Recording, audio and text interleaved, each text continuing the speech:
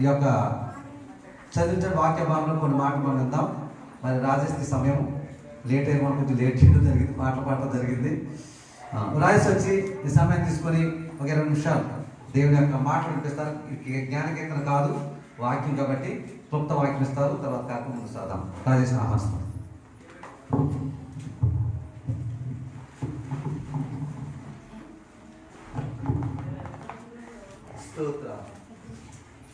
దేవుని పరిశుద్ధ నామమున వందనాలు. నాకు అవకాశం ఇచ్చిన పాస్టర్ గారికి నా వందనాలు. మీ అందరికీ కూడా ప్రభు పేరు నా వందనాలు. అందరికీ happy Christmas. Happy Christmas. Same to you. Okay. యేసుక్రీస్తు వారు ఈ లోకంలో జన్మించక ముందే ఆయన గురించిన ప్రవచనాలు పాత నిబంధనలో తండ్రి అయిన దేవుడు ఆయన యొక్క ప్రవక్తల చేత ఆయా కాలాల్లో ఆయా సమయాల్లో లిఖించబడి ధర్మశాస్త్రంలో రాయబడి ఉన్నారు. మనకి మేకా గ్రంథంలో చూసుకున్నట్లయితే మేకా గ్రంథంలో కూడా ఒక ప్రవచనం ఉంటుంది. ఏంటంటే మనందరికీ తెలిసిన ప్రవచనం బెత్లెహేమ ఎఫ్రాతా. చదవండి ఆ ప్రవచనం. మేకా గ్రంథం. యూదా బెత్లెహేమ ఎఫ్రాతా, యూదా వారి కుటుంబంలో నీవు స్వల్ప గ్రామం అయినను నా కొరకు ఇశ్రాయేలును ఏలబోవాడు నీలో నుండి వచ్చును.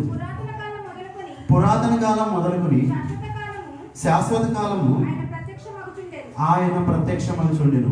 ఇక్కడ దేవుడు ఇశ్రాయేలుని ఏలబోయేవాడు, రక్షకుడు ఎక్కడ పుడతాడో ఏ గ్రామంలో పుడతాడో ముందుగానే మేకా ప్రవక్త చేత తన యొక్క గ్రంథంలో లిఖించబడి ఉంచాడు. హల్లెలూయా. ఆయన బెత్లెహేం అనే గ్రామంలో పుడతాడంట.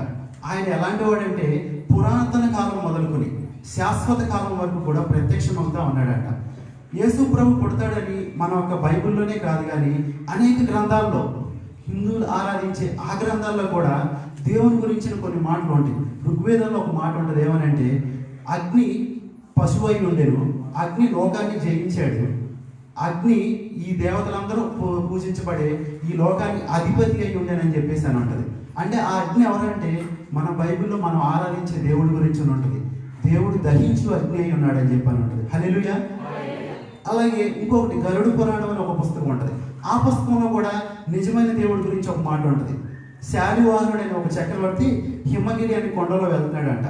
ఆయన వెళ్తున్నప్పుడు అక్కడ ఒక దివ్య పురుషుడు చాలా వెలుగుతో మహిమతో ఒక గొప్ప పురుషుడు ప్రత్యక్షమవుతాడంట.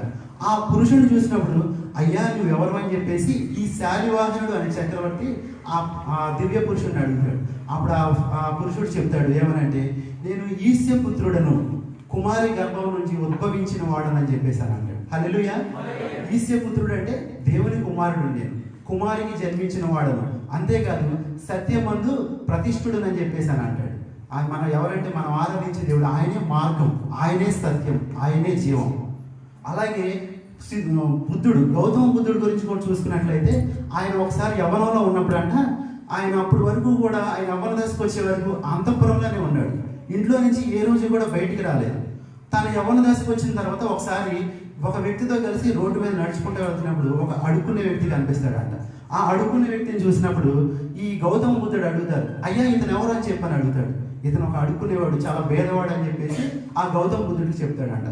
మరి కొంచెం ముందుకెళ్ళిన తర్వాత ఒక పక్క చిక్కిపోయిన ఒక వ్యక్తి కనిపిస్తాడు.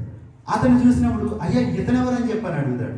ఇతను ముసలివాడు అయిపోయాడు, తన జీవితం అంతా కూడా అయిపోయింది, చివరి దశలో ఉన్నాడు అని చెప్పేసి చెప్తారంట. ఇంకో కొంచెం ముందుకు వెళ్తున్నప్పుడు ఒక ఆయన పాడి మీద తీసుకువెళ్తా ఉంటారంట. ఇతను చూసినప్పుడు ఇతను ఎవరయ్యా అని చెప్పని అడుగుతారంట. ఇతను ఇక్కడ లేడు, వెళ్ళిపోయాడు అని చెప్పని అంటారంట. అదేంటి ఇతను ఉన్నాడు కదా ఇక్కడేనండి, ఇతని కాలం అయిపోయింది, మరణించాడు, అతను వెళ్ళిపోయాడు అని చెప్పని అంటాడంట. అప్పుడు ఈ గౌతమ బుద్ధుడికి ఒక డౌట్ వస్తుంది, అసలు ఎక్కడి నుంచి వచ్చాం? ఇతనేమో అడుక్కునేవాడు అని చెప్పి అన్నారు, మరో వ్యక్తిని చూసి ముసలివాడు అయిపోయాడు అన్నారు, మరో వ్యక్తిని చూసి ఇతను లేడని చెప్పాను అంటారు. మరి నా జీవితం ఏమవుతుంది? నేను చనిపోయాక ఎక్కడికి వెళ్తాను? మోక్షానికి వెళ్ళాలంటే ఏం చేయాలని చెప్పి దేవుడి కోసం అతను చెట్టు కింద కూర్చొని చాలా రోజులు తపస్సు చేస్తే నిజమైన దేవుడు అతను ప్రత్యక్షమయ్యి 500 సంవత్సరాల తర్వాత, ఈ గౌతమ బుద్ధుడికి తర్వాత 500 సంవత్సరాలకి భూమికి మధ్య ప్రాంతంలో లోకాన్ని రక్షించే రక్షకుడు కొడతాడని చెప్పి నిజమైన దేవుడు తనకు బయలుపరిచాడు గౌతమ బుద్ధుడికి. హల్లెలూయా. అనేక గ్రంథాల్లో, ఒక్క మన గ్రంథాల్లో కాదు కానీ దేవుడు అంట అందరికీ ప్రభు అయి ఉన్నాడంట. హల్లెలూయా. యేసు ప్రభు ఒక క్రైస్తవులకి కాదు, ఒక యూదులకు కాదు, ఈ భూమి మీద సర్వ మానవాళికి ఆకాశం కింద భూమికి పైన ప్రతి నరుడు కూడా ఆయన దేవుడై ఉన్నాడు. హల్లెలూయా. అందుకని ఆయన ప్రతి ఒక్కరికి కూడా ఆయా కాలాల్లో దేవుడి కోసం అన్వేషించే ప్రతి భక్తుడికి కూడా దేవుడు అనేవాడు ఎలా ఉంటాడో ఆ ప్రతి గ్రంథాల్లో కూడా తెలియజేశారు. అది తెలుసుకున్న వాళ్ళు ధన్యులు, నిత్య జీవాన్ని వారసులు అవుతారు. హల్లెలూయా. ఇక్కడ చదవబడిన వాక్యంలో మనం చూసుకున్నట్లయితే యేసు ప్రభువుని శిశువుగా పోలుస్తారు. 34వ వచనం, అందుకు మరియా, నేను పురుషుని ఎరగని దానినే ఇది ఎలాగూ జరుగునని దూతతో అనగా, దూత, పరిశుద్ధాత్మ నీ మీదకి వచ్చును, సర్వోన్నతుని శక్తి నిన్ను కమ్ముకొనిను గనుక పుట్టబోవు శిశువు పరిశుద్ధుడై దేవుని కుమారుడు అనబడునని చెప్పాను అన్నాడు. శిశువు ఇక్కడ దేవుని వాక్యం ఇతను యేసుప్రభువారిని శిశువుగా పోలుస్తుంది. అంటే యేసుప్రభువారు శిశువు అంటే చంటి బిడ్డ లాంటి మనస్తత్వం కలిగిన ఆయన. శిశువు అంటే చిన్న బాలుడిగా మనం యేసుప్రభువారిని ఎప్పుడు ఊహించుకోకూడదు.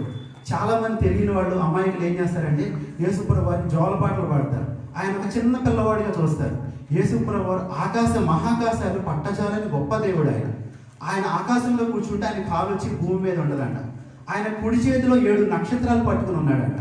అలాంటి గొప్ప దేవుడిని మనం ఒక పసిపిల్లవాడిగా చూడకూడదు. కానీ ఆయన యొక్క మనస్తత్వం, ఆయనలో ఉన్న లక్షణాలు ఎలాంటివి అంటే ఆయన ఒక శిశువు లాంటి మనస్తత్వం కలిగిన ఆయన అంట. అందుకని యెషయా గ్రంథంలో అంటాడు కదా, ఏలయనగా మనకు శిశువు పుట్టెను, మనకు కుమారుడు అనుగ్రహించబడనని చెప్పి అక్కడ యెషయా భక్తుడు చెప్తున్నాడు. మనకు అని మాట చెప్తున్నాడు. అంటే యేసుప్రభువు వారు ఒక్కళ్ళకి కాదు, ఆయన సర్వమానవాడికి కాబట్టి మనకు కుమారుడు అనుగ్రహించబడ్డాడని చెప్పని అంటున్నాడు. హల్లెలూయా. ఇప్పుడు ఈ శిశువు ఎలాంటి వాడంటే చంటి బిడ్డల మనస్తత్వం కలిగిన వాడని చెప్పేసి యేసుప్రభులో ఉన్న లక్షణాలు మనం ఊహించుకోవాలి. యేసుప్రభు దగ్గరికి పిల్లలు వచ్చినప్పుడు యేసుప్రభు అంటారా, మీరు మార్పు నందిన చంటి బిడ్డలు లాంటి వారు అయితేనే కానీ పరలోక రాజ్యంలోనికి ప్రవేశించలేరని చెప్పి యేసుప్రభు ఆయన శిష్యులతో చెప్తారు. అలాగే పేతురు కూడా చెప్తారు, మీరు కొత్తగా జన్మించిన శిశువులను పోలిన వారై ఉండాలని చెప్పారంట. అంటే కొత్తగా జన్మించిన శిశువు ఎలా ఉంటారో అలాగే మనం కూడా శిశువు లాంటి మనస్తత్వం కలిగిన వారిగా ఉండాలని చెప్పేసి ఇక్కడ చెప్తున్నారు. యేసుప్రభు వారి మనస్తత్వం ఎలాంటిదంటే ఆయన కల్లా కపటం లేని మనసు, నిర్మలమైన మనసు. ఆయన్ని చంపిన వాళ్ళను కూడా క్షమించారు. ఆయన గాయపరిచిన వాళ్ళని క్షమించారు. అందరూ యేసుప్రభుని దెయ్యాలు పట్టిన వాడు అని అన్నారు. అలాంటి వ్యక్తులు కూడా ఆయన ద్వేషం పెట్టుకోలేదు, కానీ వాళ్ళ మీద కూడా ప్రేమ చూపించారు. యేసుప్రభుతో ఇస్కరియోతు యోధ 3.5 సంవత్సరాలు కలిసి జీవించాడు. అందరినీ ప్రేమించినట్టుగానే యేసుప్రభు వారు ఇస్కరియోతు యోధాన్ని కూడా ప్రేమించారు. ఒకరోజు గెత్సేమనే తోటలో యేసుప్రభు వారిని ముద్దు పెట్టుకుని ఆయన్ని అప్పగిస్తాడు. అప్పుడు ఏమనంటారు తెలుసు, యేసుప్రభు వారు ఓరి ద్రోహి అని చెప్పాను అనలేదు, చెలికాడా అని చెప్పాను అంటారు. అంతగా తను పట్టి ఇవ్వడానికి వచ్చిన వ్యక్తిని కూడా చెలికాడా అని చెప్పి ప్రేమగా పిలిచారు. యేసుప్రభు అతను ఆ జీవితంలో చేసిన మోసాన్ని మర్చిపోయి ఒక శిశువులాగా అతను నా చెలికాడా అని చెప్పేసి చెప్తున్నారు. ఆయన శిశువు లాంటి మనసు. పేతురు గారు యేసుప్రభుతో ఆయన కూడా 3.5 సంవత్సరాలు కలిసి జీవించారు. 3.5 సంవత్సరాలు యేసుప్రభు ఎక్కడికి వెళ్తే అక్కడికి వెళ్ళారు, నీళ్ళ మీద నడిచారు. అంతగా ప్రేమించి పేతురు ఒకసారి ఏమైందంటే యేసుప్రభుని విడిచిపెట్టేశాడు. యేసుప్రభుని విడిచిపెట్టి పాత జీవితం వైపు వెళ్ళిపోయాడు. ఆ పాత జీవితం వైపు వెళ్ళిపోయి చేపలు పడటానికి వెళ్ళిపోయాడంట గలిలయ సముద్రంలో. ఆయన వెళ్ళింది కాకుండా ఆయనతో పాటు ఇంకొక 6 తీసుకెళ్ళిపోయాడు. ఆయన యేసుప్రభు సేవనంతా పాడు చేసేసాడు. ఈయన చెడిపోయింది కాకుండా నేను చేపలు పడటానికి వెళ్తున్నానంటే మేము కూడా వస్తామని చెప్పి ఆ మిగతా శిష్యులు కూడా పేతురు గారు వెనకాల వెళ్ళిపోయారు. అప్పుడు యేసుప్రభు వారు రాత్రి అంతా కూడా వాళ్ళు చేపలు పట్టిన ఒక్క చేప కూడా పడదు. యేసుప్రభు వారు పేతురు గారిని ఎంతగా ప్రేమించారో చూడటం కోసం, ఆయన ప్రేమను చూపించడం కోసం యేసుప్రభు వారే కట్లేరుకొచ్చారు. ఆయనే గలిలయ సముద్రంలో చేపలు పట్టారు. ఆయనే రొట్టెలు కాల్చి కష్టపడి వాళ్ళ కోసం వంట చేసి 6 చేపల రొట్టెలు తీసుకొచ్చి పిల్లలారా మీరేమన్నా తిన్నారా అని చెప్పేశానని పేతురు గారు రాత్రంతా ప్రయాసపడ్డారు. కానీ ఆయన ఆకలితో ఉన్నారని ఆ పేతురు యొక్క ఆకలిని గుర్తెరిగి యేసుప్రభు వారు వంట చేసి పెట్టారండి. ఈ ప్రపంచంలో వంట చేసిన దేవుడు ఎవరైనా ఉన్నారంటే యేసుప్రభు వారు. అంటారు కదా, తల్లి కడుపు దోస్తుందంట. అలాగే యేసుప్రభు వారు తన పిల్లల ఆకలిని గుర్తెరిగి పిల్లల కోసం ఆయనే కష్టపడి, నువ్వు నాకు అవసరం లేదయ్యా, నువ్వు నాకు ఇష్టం లేదని చెప్పేసి యేసుప్రభు వారు విడిచిపెట్టి వెళ్ళిపోయిన ఆ పేతురుని యేసుప్రభు వారు వెతుక్కుంటా వచ్చి ఆ పేతురుని ప్రేమించారు. హల్లెలూయా. అందుకే ఆ ప్రేమ ఏం చేసిందో తెలుసా, యేసుప్రభు చూపించిన ప్రేమ పేతురుని ప్రధాన అపొస్తలుగా నిలబెట్టింది. ఈ పేతురు దేవుని యొక్క పరిశుద్ధాత్మను పొందుకుని గలిలయ సముద్రంలో వలేస్తే 153 చేపలు పడినాయేమో. యెరూషలేములో వలేస్తాడు, ఎన్ని చేపలు పడతాయి? 3000 చేపలు పడతాయి. మళ్ళా వలేస్తాడు, 5000 చేపలు పడతాయి. మనుషులను పట్టే జాలరుగా మార్చాడు. ఆ రోజు యేసుప్రభు వారు శిశువులాగా ఆయన ప్రేమ చూపించకపోయినట్లయితే పేతురు తప్పిపోయేవాడు. ఈరోజు మా దేవుని వాక్యం మనకి ఏం చెప్తుందో తెలుసా? యేసుప్రభులాగా శిశువు లాంటి మనస్తత్వం కలిగి ఉండాలని చెప్పానంట. ఇంకా మనం చూసినట్లయితే యోహాను సువార్త 16వ అధ్యాయం 21వ వచనం. యోహాను 16:21. స్త్రీ ప్రసవించున్నప్పుడు ఆమె గడియ వచ్చెను గనుక ఆమె వేదన పడును. అయితే శిశువు పుట్టగానే లోకమందు నరుడొకడు పుట్టినను సంతోషం చేత ఆమె ఆ వేదన మరి జ్ఞాపకం చేసుకోనదు. హల్లెలూయా. ఇక్కడ ఈ శిశువు, ఈ లోకంలో స్త్రీ ఎలా శిశువు కంటదో అలాగే యేసుప్రభు వారు కనుక మన హృదయంలో కనుక జన్మించినట్లయితే, ఆయన ఒక శిశువులాగా మన హృదయంలో జన్మించినట్లయితే ఏం జరుగుతుందంటే, చాలామంది పెళ్ళైన తర్వాత పిల్లల కోసం చూస్తారు. పిల్లలు పుట్టిన తర్వాత, ఒక కొడుకు పుట్టిన తర్వాత ఇక నా వృద్ధాప్యంలో నన్ను చూసుకునేవాడు ఒకడు ఉన్నాడు, నా కన్నీటిని కొట్టివేసేవాడు ఒకడు ఉన్నాడు అని చెప్పి ఒక సంతోషం ఆ వ్యక్తుల హృదయాల్లో ఉండదు. అలాగే యేసుప్రభు మన హృదయంలో పుడితే మనకు కూడా ఒక నిరీక్షణ అనేది కలిగి ఉండాలి. ఏంటి ఆ నిరీక్షణ అంటే, అప్పటి వరకు మన జీవితంలో ఉన్న అవమానాన్ని, అప్పటి వరకు మన జీవితంలో ఉన్న దుఃఖాన్ని, ఆ బాధను కూడా అన్నింటినీ కూడా తీసివేసే దేవుడు నా హృదయాల్లో ఉన్నాడు. ఆయన నిత్యము నాకు తోడుగా ఉంటాడు. ఈ లోకంలో అందరికీ వచ్చినట్టుగానే నాకు శ్రమలు వస్తాయి. ఈ శ్రమలన్నింటినీ కూడా నా దేవుడు, ఈ కన్నీటిని నాట్యంగా ఆనంద బాష్పాలుగా మార్చే దేవుడు నా హృదయంలో ఉన్నాడని చెప్పేసి మనం సంతోషంతో ఒక నిరీక్షణ కలిగి ఉంటాం. మనకి మరణం అనే భయం ఎప్పటికీ కూడా ఉండదు. నిజమైన క్రైస్తవుడు మరణానికి భయపడడు. ఎందుకంటే మన దేవుడు మరణాన్ని గెలిచి మృత్యుంజయుడై తిరిగి లేచిన గొప్ప దేవుడు. హల్లెలూయా.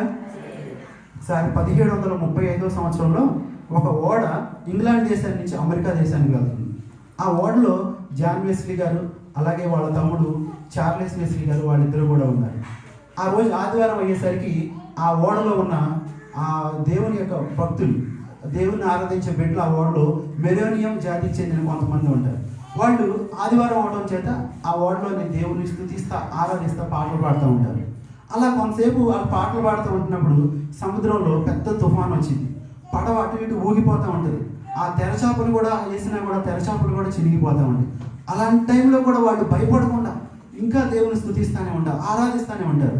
వాళ్ళ యొక్క విశ్వాసాన్ని, వాళ్ళ యొక్క ధైర్యాన్ని చూసి ఆ జాన్ వెస్లీ గారు వాళ్ళ దగ్గరికి వచ్చి, అమ్మ ఓడ మునిగిపోతుంది కదా, మనం చనిపోతాం కదా, కొంచెం సేపట్లో చనిపోతామనే మరణ భయం మీకు లేదా అని అంటే, నా ప్రభు మరణాన్ని గెలిచి తిరిగి లేచినవాడు, మేము బ్రతికున్న ఆయనతోనే ఇక్కడ స్తుతిస్తాం, చనిపోయిన పరలోకంలో ఆయన నిత్య రాజ్యంలో యుగ యుగాలు ఆ దేవదూతలతో కలిసి స్తుతిస్తాం, మాకు మరణ భయం ఎంత మాత్రం లేదని చెప్పారంట ఆ రోజు. హల్లెలూయా. నిజమైన క్రైస్తవుడు మరణానికి భయపడ్డాడు.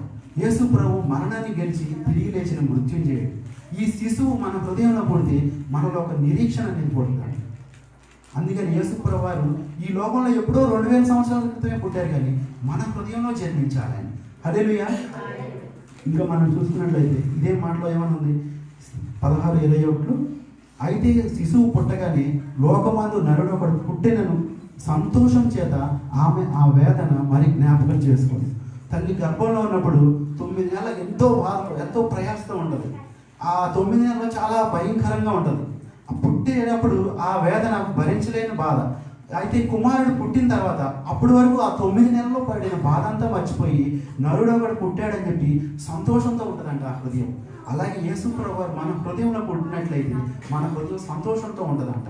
ఈ లోకంలో ఏమి ఉన్నా ఏమి లేకున్నా కూడా, డబ్బులున్నా డబ్బులు లేకపోయినా, బిల్డింగ్లో ఆస్తిపాస్తులు లేకపోయినప్పటికీ కూడా నా దేవుడు సృష్టికర్త నా హృదయంలో ఉన్నాడని సంతోషం చేత మనం ఉంటామంట. ఎందుకంటే మన దేవుడు అప్పటి వరకు మన మీద అవమానాన్ని, ఆ బాధని, ఆ నిందని కూడా కొట్టివేసి మన హృదయాల్లో సంతోషాన్ని నింపే దేవుడై ఉన్నాడు. వ్యభిచారంలో పట్టుబడిన స్త్రీ గురించి తెలుసు కదా. అప్పటి వరకు ఆ స్త్రీని అందరూ కూడా ఆమె ఒక వేశ్య అన్నారు, ఆమె ఒక వ్యభిచారి అన్నారు. చిన్న పిల్లవాడు మొదలుకొని పెద్దవాడు వరకు ఆమెను ఎగతాళిగా చూశారు, రాళ్ళతో కొట్టాలని తరుముకుంటూ వచ్చారు. ఆ స్త్రీ ఒకరోజు యేసు ప్రభు దగ్గరికి వచ్చింది. ఎప్పుడైతే యేసు ప్రభు దగ్గరికి వచ్చిందో యేసు ప్రభు ఆమెను క్షమించారు. ఆమె యొక్క పాపాలు క్షమించబడి ఆమె యొక్క నూతన జీవితాన్ని పొందుకుంది, తన పాత జీవితాన్ని విడిచిపెట్టింది. ఆ రోజు నుంచి ఆమె మీద ఉన్న నింద, అవమానం అన్నీ కొట్టివేసి ఆమె ఒక పరిశుద్ధురాలుగా మార్చబడింది. నీతిమంతురాలుగా తీర్చబడింది. తన జీవితంలో ఇక ఆ బాధ అవమానం అంతా మర్చిపోయి సంతోషంతో జీవించింది. హల్లెలూయా. అందుకే ఈరోజు యేసు ప్రభువారు మన హృదయంలో పుట్టాలి.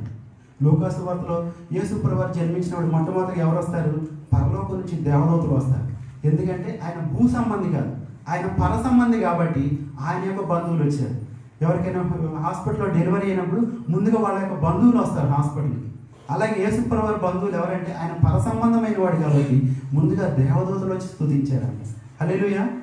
ఇంకా ఈ శిశువు ఎలాంటి వాడని చూసుకున్నట్లయితే ఈ శిశువు పరిశుద్ధుడు అని చెప్పేసి ఇందాక మనం చదువుకున్న లేఖనాల్లో మనకు కనిపిస్తుంది. ఆ బాలుడు పరిశుద్ధాత్మ పూర్ణుడై పరిశుద్ధుడై ఉంటాడని చెప్పి మనకు తెలుస్తుంది. యేసు ప్రభువారు ఎవరంటే ఆయన పరిశుద్ధుడైన దేవుడు. యోహాను భక్తుడు చెప్తాడు, ఆయన పాపం ఎరగలేదని చెప్పానంటాడు. పేతురు గారు అంటారు, ఆయన పాపం చేయలేదు, ఆయన నోట ఏ కపటము లేదని చెప్పానంటారు. అలాగే పౌలు భక్తుడు అంటాడు, ఆయన పాపం ఎరుగలేదు, ఆయన కనీసం పాపాన్ని చేయను లేదు, ఆయన నోట్లో కూడా పాపం లేదని చెప్పేసి అంటారు. ఆయన ఈ భూమి మీద 33.5 సంవత్సరాలు జీవించారు. ఆ 33.5 సంవత్సరాలు ఒక పరిశుద్ధుడిగా జీవించారు. ఏ పాపం ఎరగని ఒక పరిశుద్ధుడిగా ఆయన యేసు ప్రభువారు ఈ లోకంలో జీవించారు. ఆయన అందరిలాగే శోధనలు వచ్చినాయి, శ్రమలు వచ్చినాయి. అయినప్పటికీ కూడా భూమి మీద ఆదాము మొదలుకొని నేటి వరకు కూడా అనేక మంది గొప్ప గొప్ప వాళ్ళు జన్మించారు, అవతార పురుషులు జన్మించారు. కానీ వాళ్ళందరూ కూడా పాపం విషయంలో ఓడిపోయారు. ఆది ఘట సర్పమైన పిలువబడే ఆ సాతాను ప్రతి ఒక్కరిని కూడా పాపంలో పడేసేలాగా చేసింది. ఆదాము మొట్టమొదటి మానవుడు పాపంలో పడిపోయాడు. విశ్వాసులకు తండ్రి అని పిలువబడిన అబ్రహాము పాపంలో పడిపోయాడు. అలాగే మోషే భూమి మీద ఉన్న వారందరిలో గొప్ప సాత్వికుడు అని పిలువబడిన మోషే కూడా దేవుడి మాట వినకుండా అవిధేయత చూపించి పాపంలో పడిపోయాడు. అలాంటి ఆది ఘట సర్పం అని పిలువబడే సాతాను ప్రతి ఒక్కరిని కూడా ఓడిస్తూ ఉంది. ఈ శిశువుగా పిలువబడి యేసు ప్రభువారిని కూడా ఓడించాలని చెప్పేసి ఆయన తల్లి గర్భంలో ఉన్న నాటి నుంచి కూడా ఎన్నో కుయుక్తులు పన్నింది, ఎన్నో పన్నాగాలు పన్నింది. అయినప్పటికీ కూడా యేసు ప్రభువారు పరలోకం నుంచి భూమి మీదకి ఎలాగైతే పరిశుద్ధుడిగా వచ్చారో అలాగే తిరిగి పరలోకానికి పరిశుద్ధుడిగా వెళ్ళిపోయారు. హల్లెలూయా. మనం ఆరాధించే దేవుడు ఎవరంటే ఆయన ఒక పరిశుద్ధుడైన దేవుడు. ఆయనలాగా పరిశుద్ధుడైన దేవుడు ఈ భూమి మీద ఎవరు కూడా లేరు. బెత్లెహేంలో బోయజు రూతులు వివాహమైన తర్వాత వాళ్ళు ఒక కొత్త గృహాన్ని తొలిపించుకుంటారు. రాతితో చేయబడిన ఒక మంచి గృహాన్ని తొలిపించుకుని ఆ గృహంలో కొత్తగా కాపురం ఉంటారు. వారికి ఒక కుమారుడు పుడతాడు ఆ బెత్లెహేంలో బోయజు రూతులకి. ఆ కుమారుడు ఎవరంటే ఓబేదు. ఆ ఓబేదు పుట్టిన తర్వాత వాళ్ళు కూడా ఆ రాతి గృహంలోనే ఉంటారు. ఆ ఓబేదు తర్వాత ఆ గృహం ఓబేదు కుమారుడైన యెషయికి ఇవ్వబడుతుంది. యెషయి తన యొక్క కుమారుల్లో దావీదు మహారాజు కాబట్టి ఆ యొక్క తల్లిదండ్రుల నుంచి వచ్చే ఆ సొంత గృహాన్ని ఆస్తిని దావీదు మహారాజు ఇస్తాడు. దావీదు రాజు అయిన తర్వాత యెరూషలేములో ఆ యొక్క తన కుమారుడు అబ్షాలోము తరుముతున్నాడని చెప్పేసి అడవుల్లో పడి పారిపోతా ఉంటాడు. అలాంటి టైంలో బర్జిల్లయి అనే దావీదును ప్రేమించి దావీదుకి ఆహారము తినడానికి అన్నీ కూడా సమకూర్చి పెడతాడు. దావీదు బర్జిల్లయిని ఎంతగానో ప్రేమించి ఆ బర్జిల్లయికి ఏదైనా ఒక బహుమానాన్ని ఇవ్వాలని చెప్పేసి బర్జిల్లయికి ఏమిస్తాడంటే తన తల్లిదండ్రుల నుంచి వస్తున్న ఆస్తిగా పిలువబడే ఆ యొక్క రాతి గృహాన్ని బర్జిల్లయికి ఇస్తాడు. బర్జిల్లయి తీసుకున్న తర్వాత ఆ బర్జిల్లయి కాలం అయిపోద్ది. ఆయన ఆ కుమారులకి ఇచ్చేస్తాడు ఆ యొక్క ఇల్లుని. కుమారులకి ఇచ్చిన తర్వాత ఆ కుమారులో కింహాం అనే ఒక అతను ఉంటాడు. అతను ఏం చేస్తాడంటే ఈ ఇల్లుని అతను చూసుకోలేక ఆ యొక్క గృహాన్ని తన యొక్క వేరే వాళ్ళకి అమ్మేస్తాడు, సత్రంగా అమ్మేసేస్తాడు ఆ గృహాన్ని. ఇప్పుడు ఆ యొక్క గృహం బోయజు రూతులుగా ఉండే ఆ గృహం ఏమైందంటే ఇప్పుడు సత్రంగా మారిపోయింది. జోదం ఆడే వాళ్ళకి, వ్యాపారం చేసే వాళ్ళకి నిలయంగా మారిపోయింది. అలా తరతరాలు గడిచిపోతా ఉన్నాయి. కొన్ని సంవత్సరాలకి ఆ సత్రం యొక్క యజమాని ఆ స్థలం దగ్గరికి వచ్చాడంట. ఆయన ఎవరంటే ప్రభువైన యేసుక్రీస్తు. ఆ సత్రం ఎవరిది? ప్రభువైన యేసుక్రీస్తు. ఇప్పుడు ఆయన సత్రం దగ్గరికి వచ్చినప్పుడు సత్రంలో ఆయనకి ఎవరో స్థలం లేదని చెప్పని అంటారు. యేసు ప్రభువారి సత్రంలో స్థలం లేకపోయేసరికి ఆయన సత్రంలో పశువుల పాక దగ్గర ఆయన పడుకోబెడతారు. ఇప్పుడు ఆయన సత్రంలో స్థలం లేదని చెప్పి ఆయన బాధపడలేదు, కానీ మానవుల యొక్క హృదయాల్లో స్థలం కావాలని కోరుకున్నాడు. ఆయన మన హృదయాల్లో జన్మించాలనుకుంటున్నాడు. ఆయన మన హృదయాల్లో జన్మించినట్లయితే అదే ఒక క్రిస్మస్. మన జీవితాల్లో ఎప్పుడైతే జన్మిస్తాడో క్రిస్మస్ 25వ తారీఖు కాదు, కానీ ప్రతిరోజు కూడా మన జీవితాల్లో నిత్యము క్రిస్మస్ పండుగ జరుపుకుంటాం. క్రిస్మస్ అంటే చాలామంది ఏమనుకుంటారంటే అన్ని జనుల్లాగా ఇది కూడా ఒక పండుగ అని చెప్పి అనుకుంటారు. అన్యులు పండుగ అంటే ఏం చేస్తారు? చక్కగా ఇంటికి రంగులు వేస్తారు. ఇంటికి రంగు, నోటికి ముక్క, ఇవి మాత్రం కాదు. కానీ క్రిస్మస్ అంటే ఆయన మన హృదయాల్లో జన్మించి మన హృదయాల్ని, గొంగళి పురుగు లాంటి మన జీవితాన్ని నూతన స్వభావం, నూతన సృష్టిగా మార్చాలని యేసుప్రభువారు ఈ లోకంలో జన్మించారు. హల్లెలూయా. హల్లెలూయా. దేవుడి చెప్పిన మాటలు దీవించుకుందాం. ఆమేన్. ఓ క్రైస్తవా